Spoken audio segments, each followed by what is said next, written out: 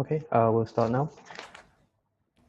Right, so good afternoon, ladies and gentlemen, and welcome to today's Talk in ASEAN webinar on analyzing ASEAN centrality and its commitment to regional peace and stability.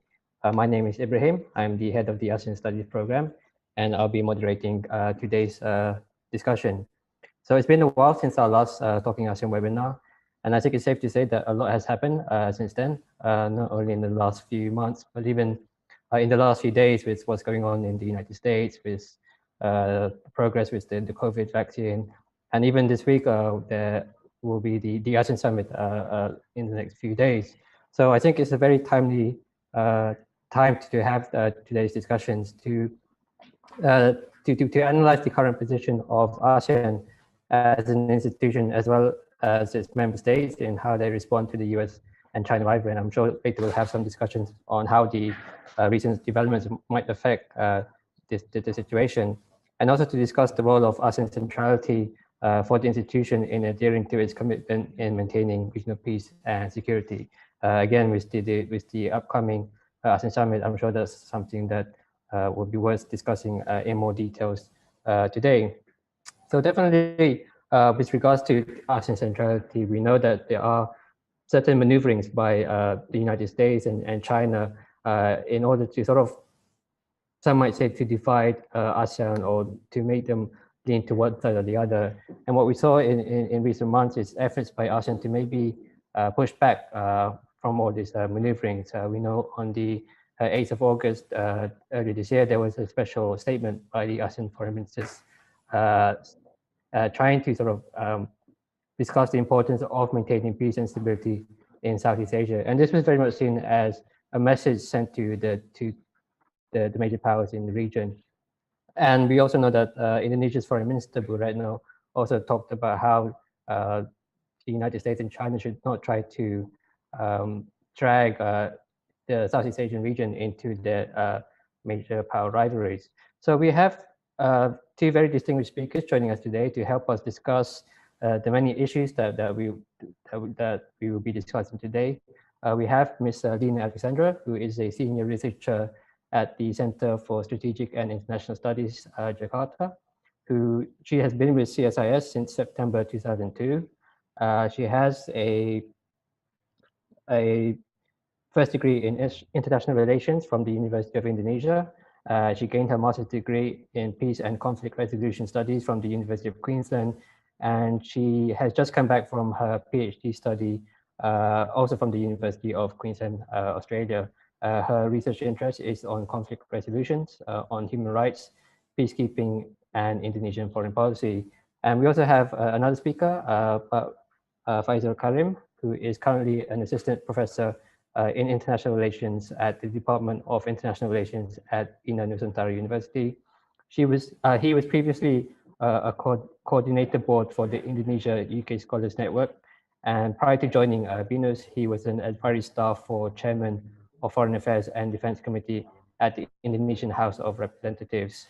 And he has a PhD in politics and international studies from the University of Warwick in the UK, as well as a master's in international security from the University of Nottingham.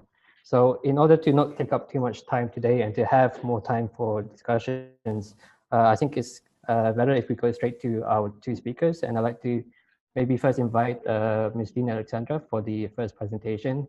You'll have the floor for about 15 to 20 minutes. Ms. Lina. Thank you, Ibrahim. I would like to ask the host to share my PowerPoint on the screen.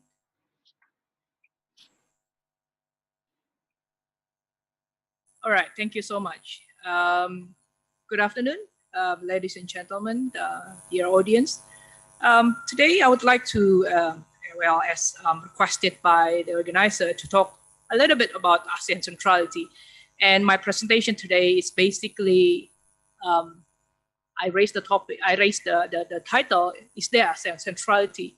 I know the question is a bit pessimistic, but let's see how it goes. And I look forward for the discussion later on. So just next, please. In terms of the key points or outline of my presentation today, there are only 5 points that I would like to address. First is just briefly on the origin of ASEAN centrality. And the second, I'd like to scrutinize a little bit about the meaning of centrality itself. And the third point is how I emphasize the point that ASEAN centrality is not given, but must be earned, echoing from the late Surin Pitsuwan, the ASEAN Secretary General, mentioned about ASEAN centrality before. And the fourth point is what should ASEAN doing on this issue? And finally, just a quick recommendations on what can be feasibly done in order to revive this kind of ASEAN centrality. So on the origin, please next. On the origin of ASEAN centrality, in 1967, ASEAN was established with the aim to shield or protect the region from the great power competition during the Cold War, from being divided, and not to engage with those great powers. And for around 4 decades, ASEAN has relatively managed itself well to focus on these intra-regional issues. However, the current changing global order, especially with the rising of new great powers and major powers like China, Russia, and potentially other major powers like India, for example. And of course, as mentioned earlier by Ibrahim about the emerging tensions, particularly between US and China, ASEAN has to redefine its position and status vis-a-vis the great and major powers in the midst of the new international setting, while trying to export its values or norm, as we know, can be called as ASEAN way. It was perceived that without doing so, ASEAN would be trapped and step in between the tensions and competitions of the giants. The concept of ASEAN centrality itself was then formalized, as we all know probably, in the ASEAN Charter established in 2007 and ratified by member states in 2008, and later in the ASEAN Political Security or at the AC Blueprint. To some extent, centrality was also enshrined in the Bali Concord Treaty, which was launched during Indonesia's chairmanship in ASEAN, upholding the theme ASEAN Community in the Global Community of Nations in 2011. In the ASEAN Charter, it was mentioned as one of the purposes of ASEAN to maintain the centrality and proactive role of ASEAN as the primary driving force in its relations and cooperation with its external partners in a regional architecture that is open, transparent, and inclusive. Then in the APAC Blueprint 2025, the latest one, there is an emphasis on the importance of strengthening ASEAN unity, cohesiveness, and centrality in shaping the evolving regional architecture built upon ASEAN-led mechanisms, as well as deepening the cooperations with dialogue partners and other external partners, including the new potential ones. To a certain extent, it seems that the idea of ASEAN centrality has come about from within, or the aspiration of the ASEAN itself. However, it might not be the case. Acharya in 2017, for example, argues that it is mainly the deliberate design or the intention of the external major powers, which are seeking to assert their influence and project their power in the region without being perceived as intervening in the region. On the other hand, ASEAN has no choice but to accept the concept, as it seems to be inevitable for ASEAN to engage with great and major powers in order to remain relevant and not to be marginalized by them. Next. But then what does centrality actually mean? There's a kind of agreement among scholars that the term is actually problematic, ambiguous, and vague. To a certain extent, from various ASEAN documents, it seems that the meaning refers to the role of ASEAN as a leader or driver. In the ASEAN Outlook on Indo-Pacific in 2019, it is mentioned that it is ASEAN interest to lead the shaping of the new regional architecture. My question is is ASEAN truly lead or drive? What do we see in terms of what ASEAN has done and is actually doing now? On one hand, we can claim that ASEAN-led mechanisms such as ASEAN Regional Forum, ASEAN Plus 3, ADMM, ADMM Plus, and East Asia Summit are the evidence for the so-called ASEAN sitting at the driver's seat. Great and major powers have joined those initiatives. However, on the other hand, we may have to be honest to say whether ASEAN is truly acting as a driver driving these mechanisms. While various meetings have continued to be organized, can these mechanisms truly mitigate great powers tensions, rivalries, particularly between US and China? Can these great powers actually build confidence and trust through their engagement, where ASEAN is leading or driving of these mechanisms, and which we expect leading to the resolutions of their tensions? Unfortunately, what we are seeing now is rather the opposite. The US, especially under Trump administration, has obviously deprived or abandoned multilateralism. The US is, under Trump administration, focusing itself much on the developing the Quad, a rigid alliance only with the like-minded and supporters, such as Australia, Japan, and India. We certainly hope that the newly elected US President, Joe Biden, would change the course toward multilateralism. But of course, we still need to wait and see. On the other hand, China, while still participating in the ASEAN-led mechanisms, has developed its own directions, such as the Asian Infrastructure Investment Bank, the AIIB, and the Belt and Road Initiatives and other initiatives as well. Next.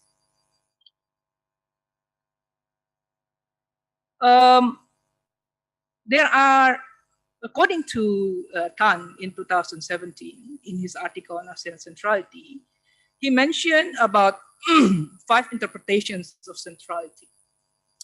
The first is leader or driver, as already elaborated earlier. Second is the convener or facilitator. Third is the hub and node. Fourth is the agent of progress. And the fifth, it is rather a tool or pragmatic device to prevent marginalization from the great powers.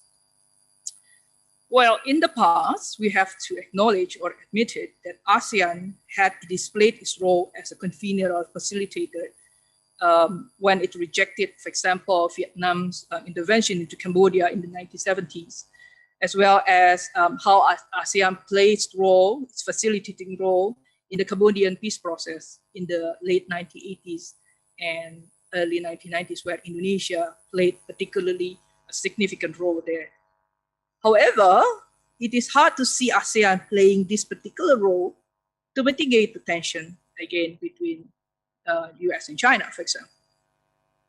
Then, as the agent of progress, we cannot deny that ASEAN is still largely criticized as only playing the role as event organizer, rather than actually investing in process that leads to concrete progress in the region.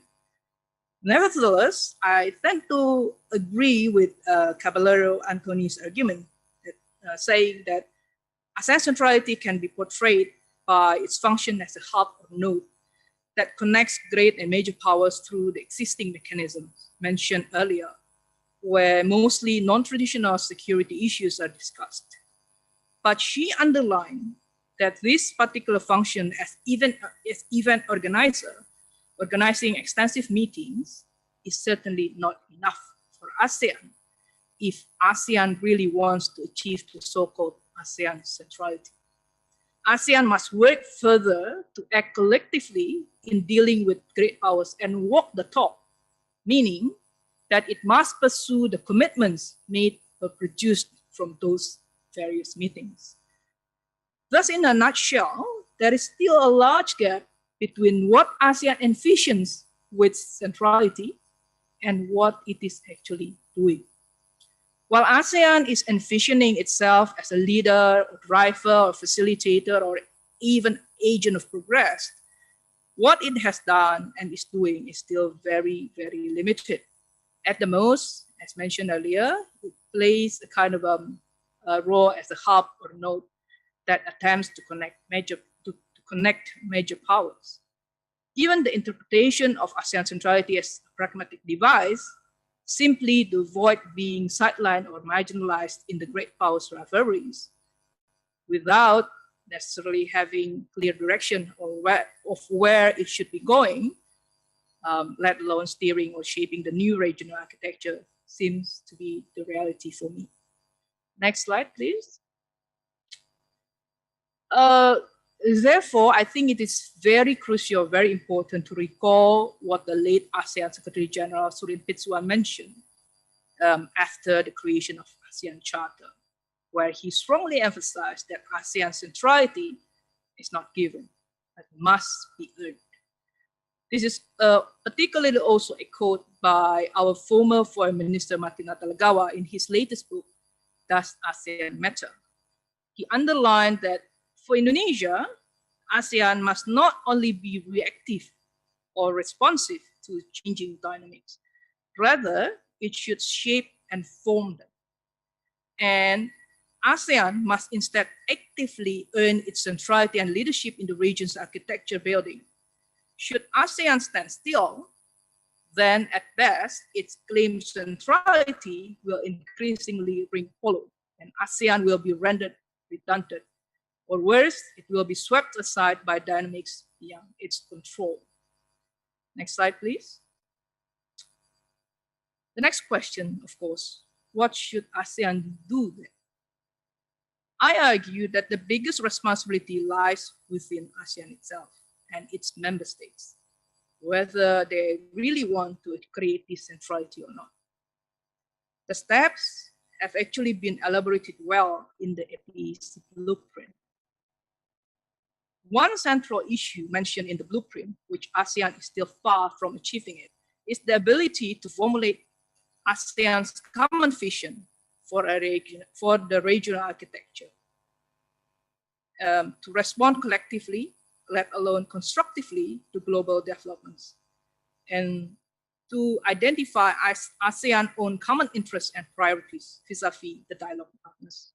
Thus, the major and the most important homework to do is for ASEAN to be able to define its common interests, come up with common outlook or goals, and working collectively toward that.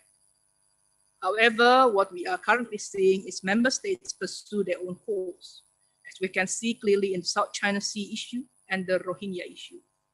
The key problem lies within ASEAN itself, rather than the external powers. There are two challenges that I see faced by ASEAN. First, there is rather still an incorrect interpretation of non-intervention principle that prevents member states to solve regional problems, mainly the problems that are arising from the internal problems, which then prevent ASEAN to create their own common goal and interest, as well as pulling resources together to deal with the common challenges. Second, member states often far from being neutral in its interaction with great and major powers. We cannot nullify the fact that some member states are allies of certain great powers. However, there should be certain balance, because being central means to be impartial and not taking sides, nor to be drifted by any of the great powers' interests. ASEAN centrality can be achieved, among others, by ASEAN playing a role as an honest broker and guardian of international law and norms. These are, of course, not an easy job to be done by ASEAN. However, without achieving the unity and neutrality, ASEAN centrality is rather a myth than reality. The next slide, please. The last slide. Just simply two recommendations that I would like to propose, which I think is quite feasible for ASEAN and also for us today. First, compared to the other ASEAN-led mechanism, I think to rejuvenate the ASEAN +3 is probably the most feasible one. It is more focused in terms of external powers to engage with, not like the expanded East Asia Summit, for example. To be inclusive is one thing, but to work with a rather focused framework would be more feasible. Also, the +3 are middle powers that have strong commitments to engage with ASEAN, especially as these states do not have common platform in the region that unite them together. The second recommendation is for ASEAN to take advantage and to interact or engage with second-track institutions, like think tank institutions in specific, to come up with novel and creative ideas. In this respect, the APAC blueprint mentions on the importance of pursuing the effective utilization of the existing cooperation funds between ASEAN and dialogue partners. This is particularly important to enhance the capacity of line agencies of ASEAN member states to come up with projects to make good use of the cooperation funds. Here is the room where ASEAN could actually collaborate with think tanks and academics. In this case, probably ASEAN Secretariat, in order to help the national agencies as well as the ASEAN Secretariat itself in designing projects on how to improve the effectiveness of ASEAN-led mechanisms, and even to formulate recommendations of how ASEAN can truly become the driver in the regional setting. Well, I end my presentation here. Look forward for the discussion later on. Thank you so much. Thank you so much, Ms. Lina, for the presentation. I particularly agree with the statement that ASEAN centrality must not be earned, but must be earned and not given. And it's very interesting to see the 5 interpretations of centrality, and also the recommendations that you mentioned about how the government and the ASEAN Secretariat should perhaps engage more with the think tanks in gathering inputs in how to encourage or to increase the role of ASEAN centrality. I think these are very useful recommendations, and I'm sure we'll have further discussions later on. Before I move on to our next speaker, I just want to invite anyone who's watching on our YouTube channel, if you have any questions for our 2 speakers later on for the Q&A, please feel free to type your questions, and I'll be addressing our 2 speakers for the Q&A later on. So next we turn to Faisal Karim. The floor is yours. Well, thank you so much, Mas Ibrahim.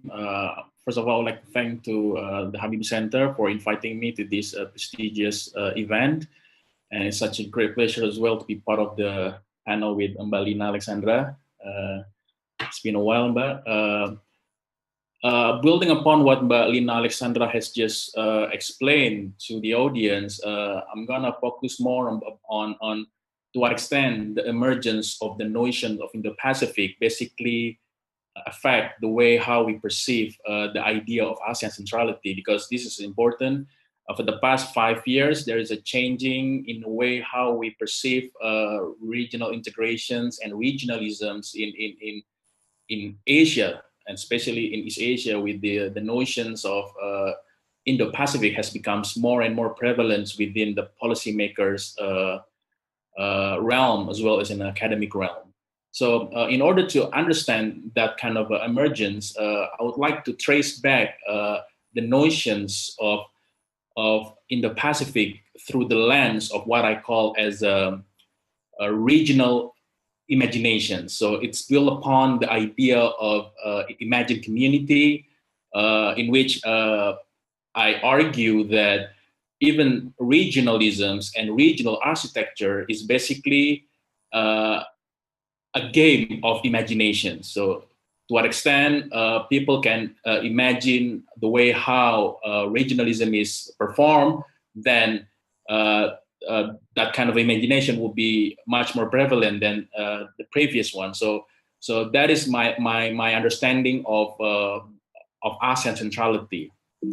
So here's the thing: at least for the past 5 or 10 years, there is a competing regional imagination when it comes to to regional integration in or regionalism in East Asia.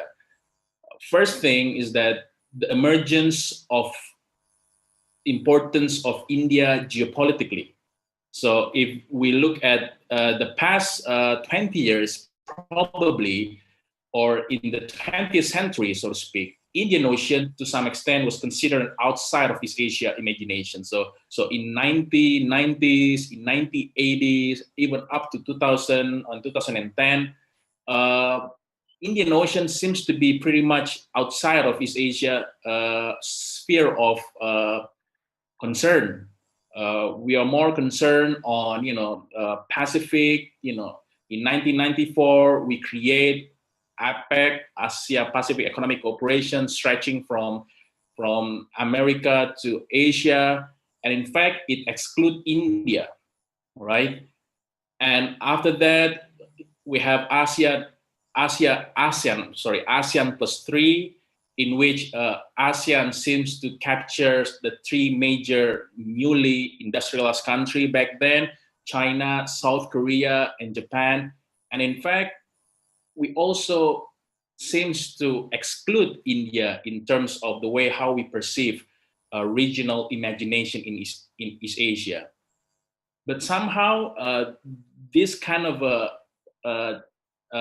imagination has a little bit changed, because for the past 7 years, since 2013, China has ambitious agenda through Belt and Road Initiative, just like Mbak Lina has said, in which it aims to connect Indian Oceans and the Pacific, where China should be in the center. So this is the second changing in the way how we see our regional imaginations. And in order to respond to that, we can see Japan under then Prime Minister Abe has a vision as well. A vision is what we call as a confluence of the two seas, in which basically Japan tried to envision free and open Indo-Pacific strategy. Basically, it's a kind of a strategy to contain China. Through this vision, basically, Japan wanted to create a new cooperation within the region by, looking at India as the potential partner in this kind of a vision. And lastly, probably this kind of a vision has not yet becoming a new agenda in the second terms of Widodo's foreign policy. But since 2014, these visions of global maritime fulcrum has also been what we call as a response from Indonesia toward the changing of regional imaginations. And this kind of a background to why should we ask two important questions here. How will the emergence or the importance of the Indian Oceans in the foreign policy of East Asian countries affect ASEAN, that has been central in East Asia regional architecture? To what extent many initiative, many program or agenda from major and great power when it comes to Indian Ocean has to some extent changed the way how we considered ASEAN as a central institution within East Asia regional architecture. So these two questions that has become much more prevalent within policy and academic community, and how basically linked to what Mbak Lina Alexandra has already mentioned, the notion of ASEAN centrality. So before answering these questions, I would like to, to focus a bit on, Mbak Lina has already mentioned about, in a great detail about, what is ASEAN centrality. But in this case, I'm gonna focus more about why is it actually ASEAN centrality becomes much more prevalent today in the imaginations of many policymakers in ASEAN.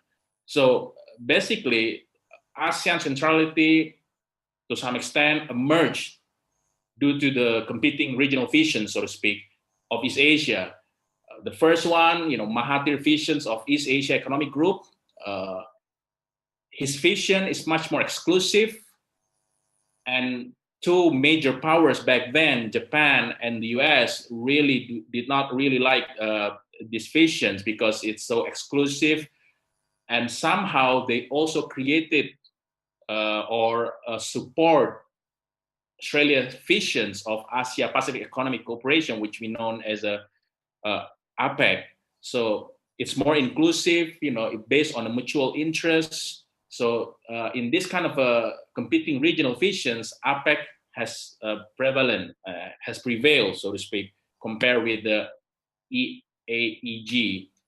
And somehow Mahathir visions has been transformed into East Asia Economic Caucus, a loose consultative body within APEC. But after the crisis, as we know, in 1998, there is the Asian financial crisis. To some extent, APEC lose its centrality. And there is a reimaginations of East Asia regionalism, where it built upon three aspects, right? Or three platforms. First is ASEAN Regional Forum, established in 1993. And then, as mentioned by Melina, ASEAN Plus 3, established in 1997. And then later on, East Asia Summit, which is much more inclusive when it comes to agenda as well as actors, which was established in 2005. So these three forums or platforms basically becomes the backbone, so to speak, of reimagination of East Asia. So this is where ASEAN Centrality comes into place. And Balina has already talked a lot about ASEAN Centrality. Well, basically, there is in academic debate, ASEAN Centrality is a very unclear and contested notion. According to ASEAN Charter, the centrality actually focus on how ASEAN should be centered when it comes to external political, economic, socio, and cultural relations while remaining actively engaged, outward-looking, inclusive. So there's no mention, there's no definitions. It's just a statement without any definition. So it gives room for people to interpret, just like Melina said, interpret what is ASEAN centrality. Well, from the academic point of view, one scholar, Meli Caballero Antoni, defined ASEAN centrality through the prisms of structural position of ASEAN, in which she's looked at the way how ASEAN becomes a major node in a density network within many actors involving in East Asia. But again, the bottom line is that ASEAN centrality is just a concept that define how ASEAN should basically become the driving force, driving the agenda, creating platforms for key players, and organizing common positions in the regional multilateral process. So that is the, at least in terms of academic debate, the definitions of ASEAN centrality. But the problem is, again, to what extent the rise of Indian Oceans force us to reimagine East Asia regionalisms, right? And first of all, I'm gonna trace imaginations of East Asia through the lens of four major powers in Asia. First is how China imagined Indian Ocean and how it incorporates to their visions of East Asia regional architecture. So basically, historically, Indian Ocean is always outside of China imaginations, okay? And it has a new interest due to the Chinese economic boom. China has a blue water strategy that increased its presence in Indian Oceans. And in fact, since 2005, it's already present itself as an observer member of South Asian Association of Regional Cooperation, and even now working toward enhancing its role to be not only dialogue partner, but also a full membership. So this kind of a presence of China in India changed the way how China see Indian Ocean, while it's many theories say China tried to do a string of pearls strategy in which China is actively developing network of infrastructure from Bangladesh, Sri Lanka, all the way to Africa that creates a string of pearls of China in Indian Ocean. So this worries India a lot, obviously, because at the end of the day, China not only playing in the Pacific, but also going on to Indian Ocean, where India is still constrained in Indian Ocean, while it's not really trying to expand to the Pacific. So this change the way how the rest of other major powers see Indian Ocean. Look at Japan as well. If you look at Japan, Japan post 1945 focused really on East Asia, and somehow neglect India within its big picture of foreign policy. Even after the Cold War, we see slightly improve on India-Japan relation, but it's weakened due to India's nuclear test in 1998. It's becoming more normalized after 2000 till 2006 with the renewal of partnership through global partnership phase. In fact, in 2012, Abe introduced the notion of democratic security diamond, where it's basically a quad that involves Japan, India, Australia, and the US, which, if we make a straight line, it looks like a diamond. It's democratic. So this kind of a concept basically become the driving force for Japan to introduce 3 years afterward the notions of free and open Indo-Pacific strategy after the enactment of Peace and Security Act in 2015. So we can see that Japan's visions of Indo-Pacific is pretty much value-based. It's based on the value of democracy, liberal-minded order, and so on and so forth. So this kind of vision is basically a response by Japan toward China's growing interest in Indian Ocean through One Belt and One Road initiative. And then how about Indonesia? The same thing with Indonesia, as a global maritime fulcrum, we wanted Indian Ocean as the ocean of the future, said President Widodo. The future of the world's economy lies in the region. So there is a shifting, basically. Back in the day, Indian Ocean can be seen as the backyard for Indonesian foreign policy. But now, given the changing constellations, Indonesia seems to eager to see Indian Ocean as it's a playing field, where in 2015, Indonesia renewed interest in IORA, Indian Ocean organizations, where basically Indonesia becomes the chairman of the IORA, and it wants to revitalize IORA so that it has more power or agenda within sustainable regional architecture. So this is what Indonesia's response to the changing constellations in Indian Ocean. For the US, just like Balina has already mentioned, there is a shifting from rebalancing strategy through pivot to Asia under Obama presidency to more selectively deterring China. And it seems that it resonates within the notions of Indo-Pacific, where basically Indo-Pacific can be interpreted as a new way of revitalizing the Quad. The Quad is a club of alliance between the US, Japan, Australia, and India, which discuss common strategic interests among the four. So what is the ASEAN response with the changing of this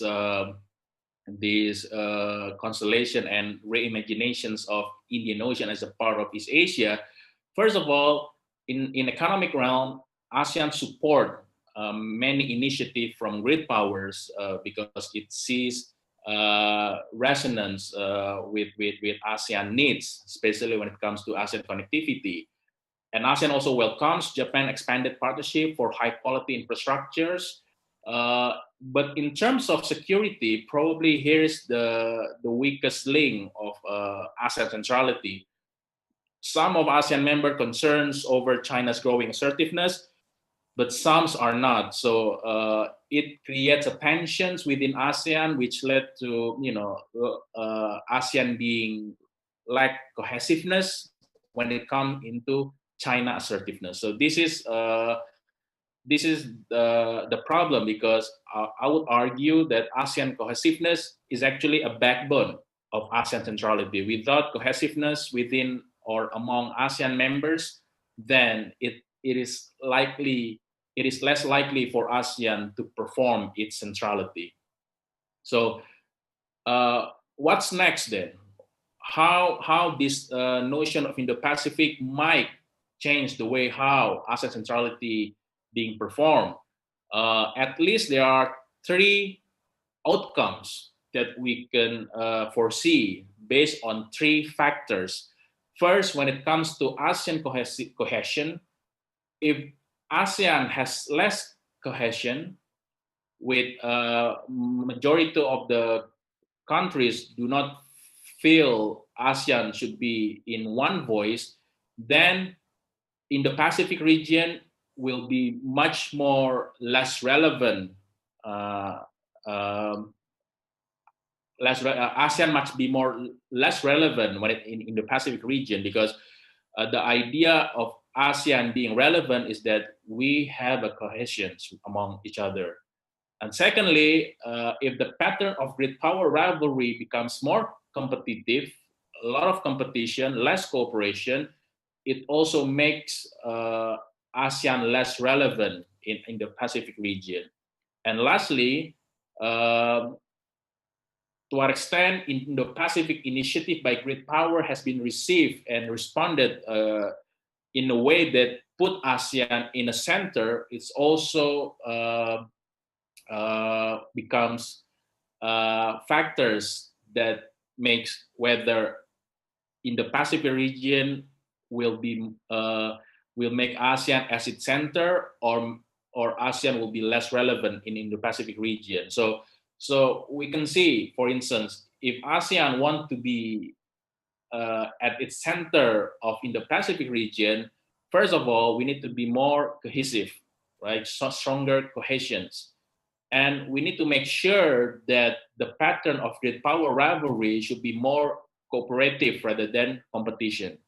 So there is a need for Indonesia, especially Indonesia as a primus inter pares in ASEAN, drive the pattern of great power rivalry, whether Indonesia should be more creative when it comes to making sure that the pattern of great power rivalry should be toward more cooperation rather than competition.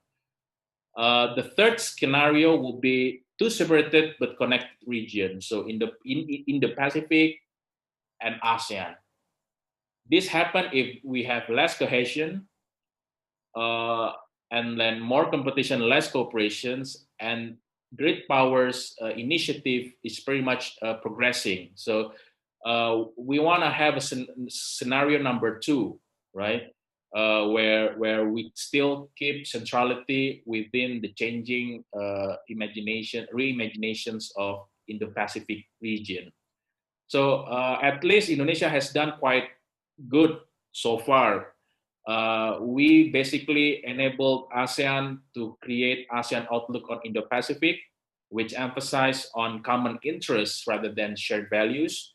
And we hope that we can be a fulcrum for both norm setting and concrete cooperation. So we're not only playing in a norm or normative agenda, but also a concrete cooperation, be it economic cooperation or security cooperation.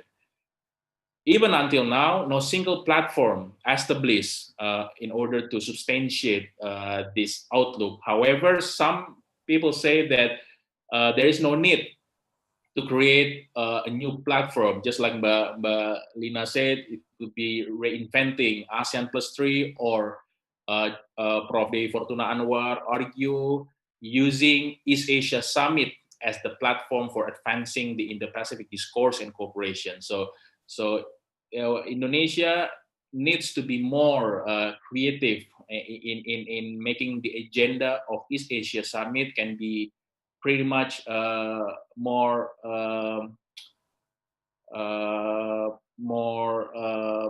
inclusive toward the agenda discussed in Indo-Pacific region.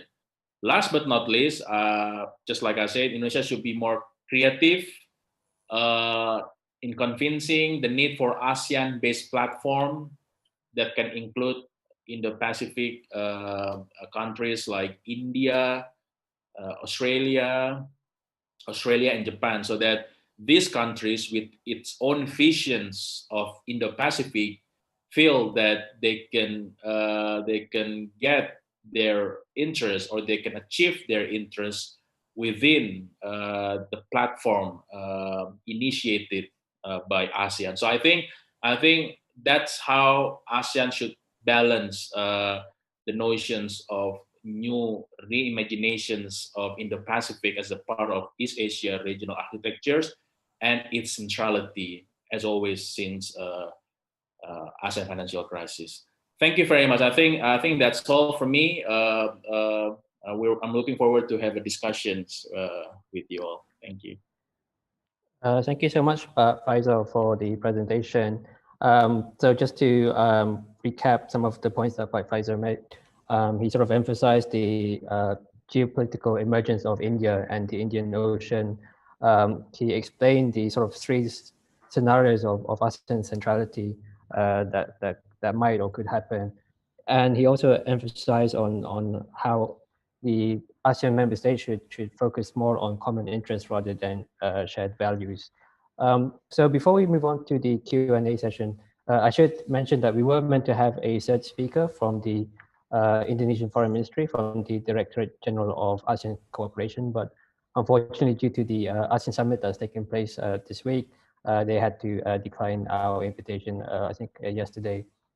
So for the Q&A, as I mentioned before, to our audience on the YouTube channel, if you have any questions, please feel free to pose your questions in the chat function, and I'll address it to our two speakers. But meanwhile, as we wait for the questions, I'll maybe throw a few questions to our two speakers. I think the first question that I'd like to ask both our speakers, I noticed Bulina mentioned her recommendation was to rejuvenate the ASEAN Plus 3, focusing more on China, Japan, and South Korea. And you mentioned that while it's good to have inclusivity, sometimes it might be more effective to focus on these three countries. And I noticed that it's quite different to Faisal's sort of presentation on the importance of the Indian Ocean and even India as an emerging power. So I was wondering if Bulina and Faisal, if you'd like to comment further on that point. And then the second question I'd like to pose to two speakers. You talked about security as the weakest link, and how there are some countries in ASEAN that are leaning more towards certain powers, and how this is making ASEAN maybe less cohesive. We know recently there has been a little bit of discussion. There was a former Singaporean diplomat who suggested that maybe countries such as Cambodia or Laos be expelled from ASEAN because they were too close to China. Would that be something that you two would recommend, or what would you say to that? So maybe Budina, maybe I'll throw the floor to you first. Right, thank you, Ibrahim. Well, the first question, I don't think it's Faisal's argument is actually contrasting between ASEAN Plus 3 and Indo-Pacific. Well, he can confirm again later. But the way I see his presentation is not really contesting between the two, but his arguments rather like how these existing ASEAN-led mechanisms can actually complement each other with the new idea about Indo-Pacific. But my argument is basically, how should you start? with the current so many existing mechanisms plus the new ones. What kind of a mechanism that we should start first? As you can see earlier, well, I mentioned this, and Faisal reinstated it later on. Like, well, we know ASEAN Regional Forum, we have APT, and we have East Asia Summit.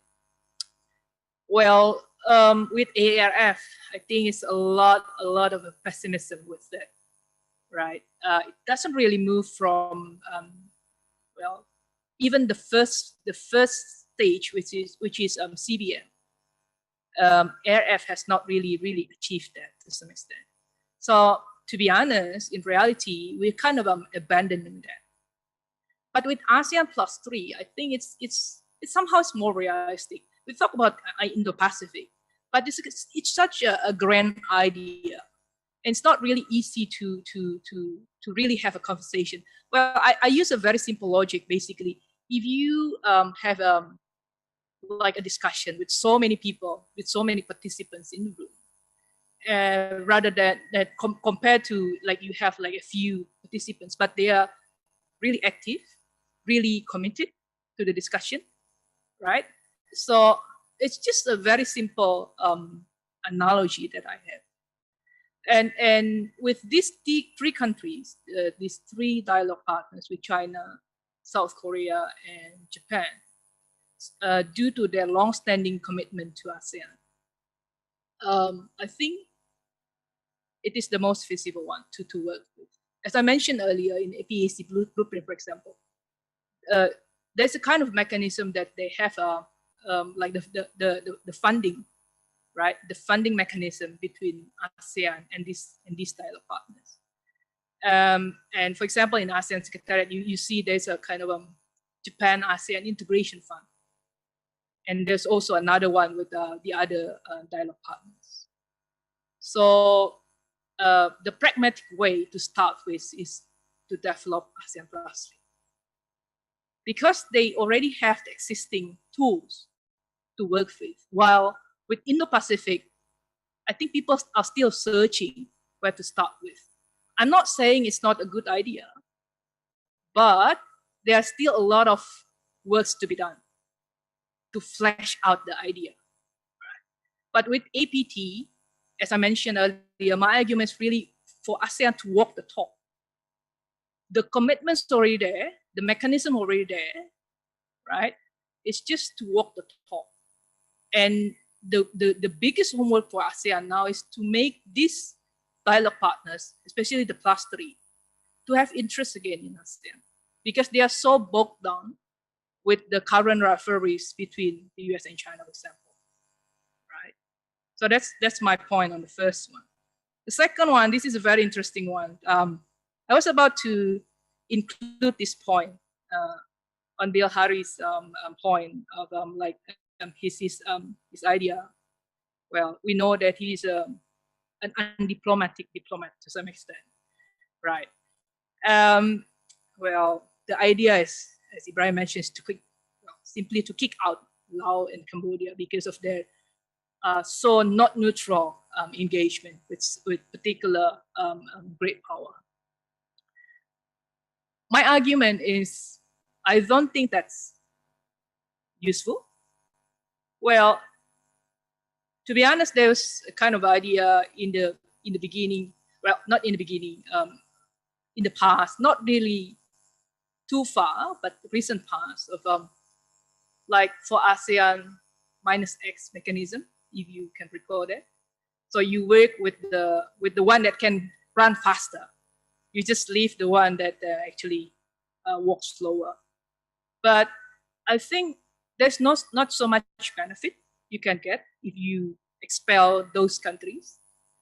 It's rather a challenge for ASEAN, really, to include these countries. Because when you expel that, those like Laos and Cambodia, for example, and they fall into the sphere, like the sphere of influence of China, and that really will create instability in the region. And that's not what ASEAN exactly want to have in the region. So I think that's the idea from the very beginning. Why the CLMV countries was invited, not really invited. Well, they applied to join ASEAN, and the other ASEAN member states they welcomed the initiative. Simply, it's because regional stability. We believe in the regional mechanism to achieve stability in the region. So including them in the mechanism in the regional organization is more benefiting rather than excluding them. That's my point. Although, of course, it's not easy. There are a lot of challenges for ASEAN, but I don't think excluding them will be more benefiting. Thank you. Thank you, Bulina. Pak Faisal? Thank you very much. I think I'm all agree with what Lina has already stated. I just want to add some more. Well, basically, if we look at the ASEAN centrality, so basically, the question is how ASEAN can overcome the competitions, especially competition of interest within East Asia, right? If you look at, why Indo-Pacific, the notion of Indo-Pacific emerged, this is because as a way, some people might argue, as a way to reject or to balance against China's growing interest. And the reason why that's happened because the existing regional mechanism or regional institution does not really provide that. We have ASEAN +3, we have East Asia Summit, and basically these other external powers might see these so-called institutions or ASEAN institutions have not met their interests, right? For instance, when we're looking at RCEP, we see India pull out from the negotiation. So many dub RCEP as a way how ASEAN tried to keep its centrality, but it seems that it's more ASEAN and the rest, and China and the rest of the countries, even Australia and Japan, do not see RCEP as a platform that can enhance its economic cooperation with ASEAN because of the not high quality type of regionalism or regional economic cooperation. So the question is, we are sure that ASEAN would not be able to be in a central with only a material power, right? If it's only about material power, then China has been already in the center of of Indo-Pacific or East Asia regional architecture. But the reason why ASEAN still matters in this case because we managed to convince the rest of great powers that it's in their best interest to keep ASEAN at the center. So it's kind of a following up the argument made by Acharya that it's actually external powers that make ASEAN central because from Indonesian or ASEAN perspective, there's still an agency, right? We make it so. We make you convinced that we are. It's in your best interest that we are still in the center.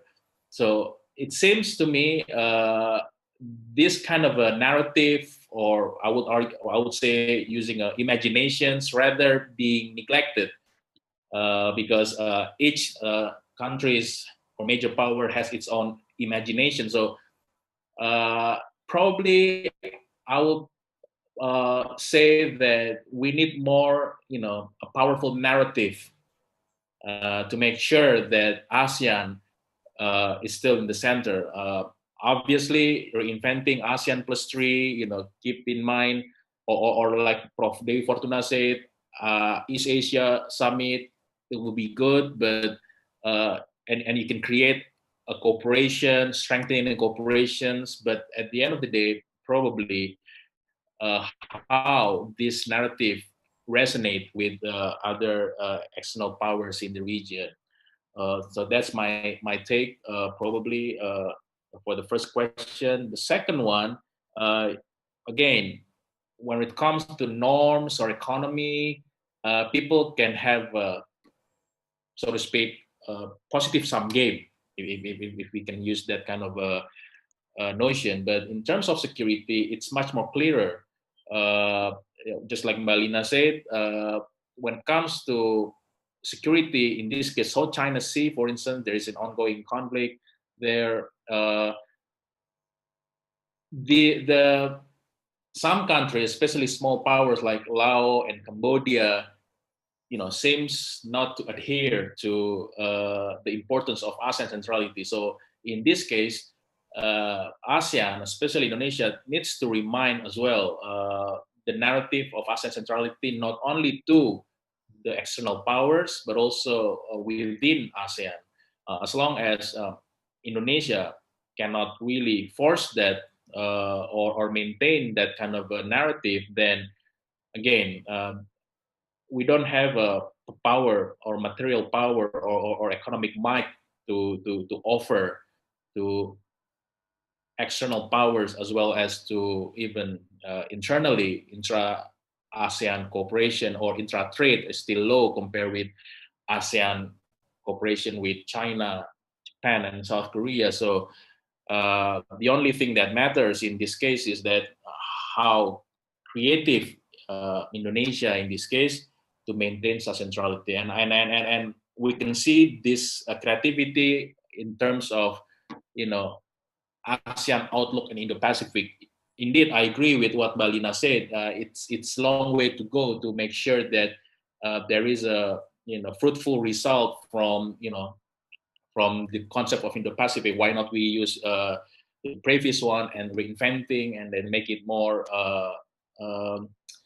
attractive? But again, ASEAN Indo-Pacific, ASEAN outlook in the Pacific might be Indonesian creativity to still maintain the narrative that ASEAN indeed is still relevant in this regional changing.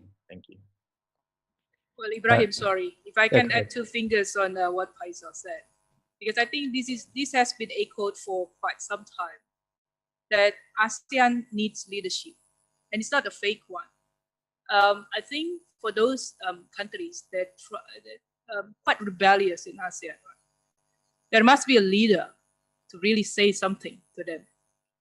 Well, I recall this, if I'm not mistaken, one of our former foreign minister, I can't remember, I think it's Bahasan Wirayuda, when Myanmar entered into like the crisis, and then after the cyclone Ibis and those kind of stuff, basically. And there was a internal conversation basically saying, well, if you keep refusing, like open up even to ASEAN engagement, right, to help you, and you think ASEAN is not valuable for you, well, you can walk away if you want, right? We don't try to hold you here. It's your call, right? So, but then to be able to do that, Indonesia should first show its leadership. And that is exactly what is losing now. Where is Indonesia now? Faisal mentioned about Indonesia as a primus inter pares. We are not only the biggest in terms of size, in terms of population, but we have to be big in terms of idea, right? In driving ASEAN itself. Then later ASEAN can be the driver. If not, then it's useless, right? Thank you.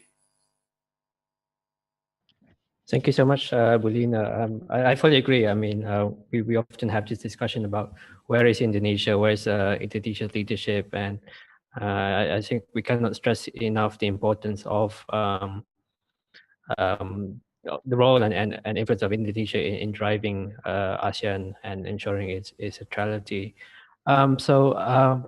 We have a question from Firna, who is a researcher here at the Habibie Center. And she has two questions. Her first question is, how far would the dynamics in ASEAN shift in the coming year in light of the US election results? And her second question is, how would ASEAN Centrality play a role in ensuring that the institution and its member states do not get caught up in the middle of the great power rivalries?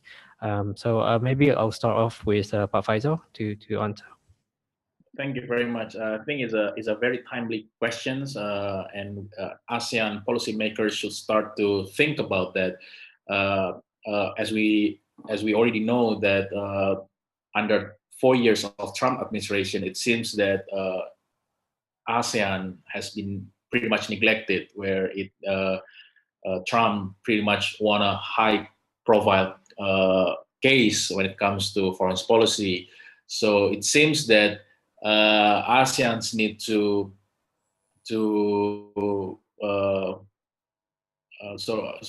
attract, so to speak, the interests of US back to Southeast Asia, not in terms of rivalry between US and China, because usually foreign policy under Trump focus on US-China relations, US Middle East, and recently US North Korea relationship. So I would say that probably in 1 or 2 years of Joe Biden's presidency, it pretty much focused on restoring U.S. Leadership or U.S. Presence in many international organizations. So in other words, it aims to fix what Trump has done badly when it comes to foreign policy, not only in terms of foreign policy, but also in terms of narrative, and particularly when it comes to engaging international community in fighting against pandemic COVID-19 and so on and so forth. So I wouldn't see probably I'm wrong. ASEAN will be a priority in Biden's 2 or 3 years of presidency, because there are too many foreign policy agenda in his table that he needs to fix. That for sure. When it comes to the second questions regarding the great power rivalry, I think I'm not sure whether it's doable, but I think ASEAN should be, just like Balina said, show its relevant and its leadership in global community or global order, right? I mean, I think in 2012 or 13 or 12, I forgot, ASEAN wanted to be a global actor, right? It's not only a regional community or regional organizations within scope of Asia, but it also wants to be a global actors that playing a great role in the UN or in peacekeeping around the world. So I think that kind of vision should be there as well. So when especially in terms of US-China great rivalry, because US-China great rivalry is not only a regional issue but also a global phenomenon. So enabling ASEANs to be be a solution, let's say providing a platform, having a agenda to de-escalate the rivalry might be a better option for ASEAN. So so in order to de-escalate the rivalry, I guess we need to have that vision first before going on to more practical policies. Okay. Thank you. Thank you so much, Pak Faisal. Bolina? All right. On the question of how ASEAN respond to the result of the US election, US election, I think there's a kind of a high expectation, pretty much probably in the region, but at least in Indonesia, what I see is there's a high expectation, a kind of deja vu of Obama euphoria, that US will again refocus itself, like at least like pay attention to the region again, and so on and so forth. I think in this case, ASEAN, or at least Indonesia in this case, has to take advantage of this issue. Why I'm saying this? Well, although we are not sure whether the US will really pay attention to Southeast Asia, but at least in the US-China rivalry now, Southeast Asia has gained some importance, because we cannot deny that Southeast Asia region is a theater for the rivalry of these great powers, and not necessarily directing the attention to Southeast Asia, but Southeast Asia will be of importance because of this great powers rivalry. That's my point. So we have to take advantage of this. Again, the discussion that we have on the ASEAN Centrality and so on and so forth, we have to pursue that. Because we know, like, the visit of the previous Foreign Minister, Mike Pompeo, to Indonesia, that proves that to some extent, yeah, there is still like some idea of the importance of the region, you know. So, well, Faisal mentioned that probably the US will be occupied with the US-China issue. But for me, I think the US government, the new government, will be occupied very much with internal problems, at least for the first 1 or 2 years, because of the COVID-19 and so on. And they already committed to that, right? So, but then after that, then they will do something. And I don't think Southeast Asia will be neglected in this issue, particularly because of the US-China rivalry, where Southeast Asia is one of the theater where they play out their rivalry. On the question about, well, the ASEAN member states not to be caught up by the great powers' influence and so on. Well, I think I already mentioned a lot on this, but I just want to emphasize that to be able to do so, ASEAN needs to do its homework, which is to be united and cohesive. But unfortunately, it needs leadership, which we are very long to see within ASEAN now. And it's not like we are pointing fingers to others, we are pointing fingers to ourselves. Where is Indonesia now? Thank you. Thank you so much. So I'll have one more round of questions before maybe closing today's webinar. So we have a question from Hanifa, who is also from the Habibie Center. And her question is, nowadays, there are two challenges facing ASEAN.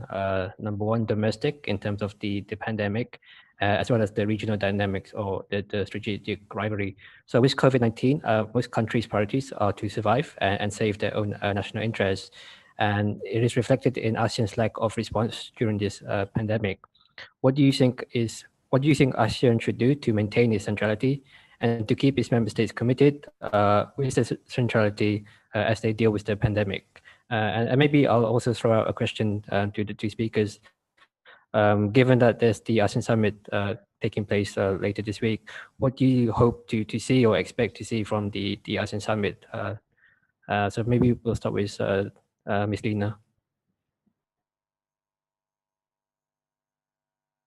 Okay, thank you. Thank you, Ibrahim. Well, on the question on the pandemic, well, we see some initiatives from ASEAN. We know there's a special summit on COVID-19 and things and those kind of stuff. But then compared to the previous pandemic, like SARS, for example, it's a very, I must say, it's very, very limited what ASEAN has done to deal with the pandemic. we see some countries are quite successful actually in dealing with the pandemic, but there is not so much cooperation among these ASEAN member states, let alone putting forward the common effort to deal with the pandemic, which is a pity, which is unfortunate to see. I think there should be a clear lesson learned from this pandemic. And we are learning from the way ASEAN construct its disaster management mechanism with the AHA Center. I think it is very important for ASEAN to develop this kind of another mechanism to deal with the global pandemic in the future. Especially because we know some ASEAN countries are quite successful. We don't really have to look far beyond the region, right? And in terms of the expectation from the ASEAN summit, well, I'm a very pragmatic person in this case. It's always a lot of discussions, whatever, like a talk shop. But again, as I again emphasize on my previous argument, just how to show leadership in this ASEAN as a regional organization. Indonesia should come up with strong ideas, especially the topic that we are mentioning today about ASEAN centrality. What is Indonesia's vision? As Faisal also again mentioned, like Bali Concord 3, 2011, 9 years ago, we talked about ASEAN community in the global community of nations. Is that the reality that we are seeing now? Well, in terms of presence, yes. But in terms of the vision of being the driver or the leader, well, you are the judge to say. But for me personally, it's not. Probably probably ASEAN sitting there, but it's not doing anything. It's not really driving. Thank you. Thank you so much, Pak Faisal. Thank you very much. I think the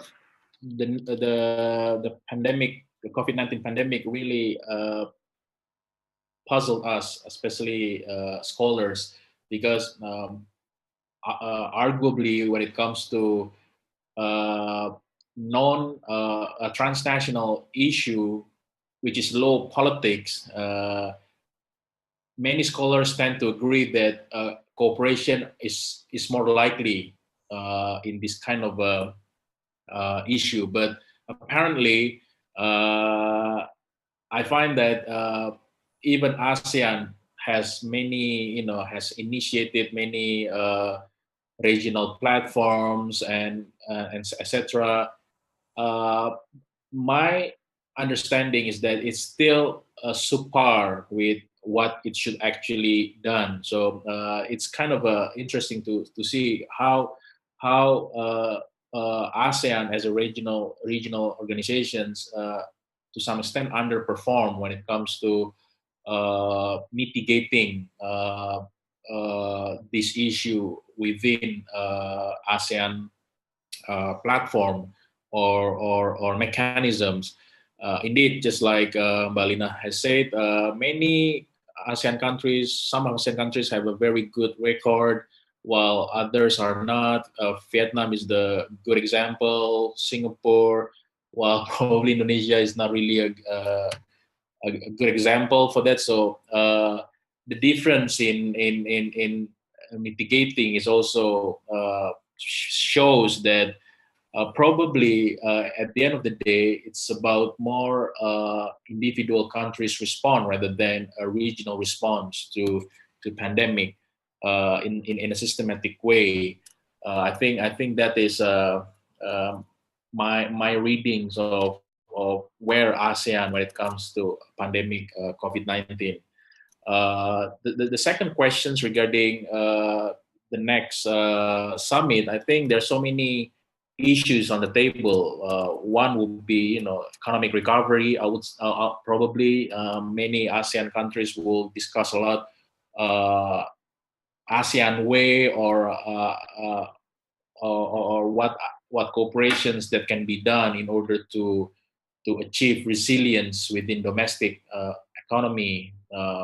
Probably the notions of ASEAN tourism corridor will be discussed, and the strategy to increase economic cooperation will be discussed, and then probably this is also important to note that I think we need to also think about RCEP, because RCEP, according to the news, will be discussed within the summit, and I think the negotiation is already over. And then the problems is how basically RCEP can be more can be seen as an important cooperation in light of the pandemic, because the market will be, there will be a protectionist stance going on when it comes to implementations of RCEP. So I think that is my understanding of the next ASEAN summit. I think there will be a lot of talking on economy and how ASEAN could help mitigating the impact of COVID-19 within ASEAN. I think that's it. Thank you. Okay, thank you, Pak Faisal. So I think we're coming to the end of today's webinar. We've had a very fruitful discussion this afternoon, and there's been a lot of ideas and recommendations to take in. So I probably won't do a summary or recap of today's discussion, but as usual, we will be producing a discussion report, and we'll be sharing the PowerPoints on our website. For those who haven't registered yet, please feel free to fill in your details so that we can distribute the discussion report and PowerPoints to your email address. Lastly, I'd like to thank our two speakers, to Ms. Lina Alexandra and to Pak Faisal Karim, for your presentation and participation today. And also to all our participants on the YouTube channel, thank you so much for joining us and taking part in today's discussion. So thank you so much to everyone, and looking forward to seeing everyone once this pandemic is over. So please stay safe, stay healthy, and see you at our next event. So thank you so much. Thank you, Mas Ibrahim. Thank you, Mbak Lina. Thank you, Ibrahim. Thank you so much. Thank you, Faisal. Yeah.